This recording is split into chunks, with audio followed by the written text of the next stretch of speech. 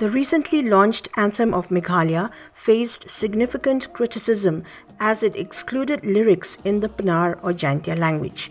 The Jaintia Students Union (JSU) voiced their concerns by submitting a memorandum to Chief Minister Conrad Sangma, highlighting what they perceive as neglect from the state government towards the people of the Jaintia Hills.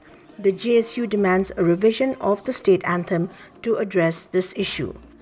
Additionally, the JSU expressed reservations about proposed railway lines in the state, arguing that the project primarily benefits the business class without contributing to the overall state economy. Members of the union emphasized the importance of implementing the Inner Line Permit or ILP to control potential influx of outsiders due to railway connectivity, as they believe it could lead to adverse social, economic, and environmental impacts on Meghalaya.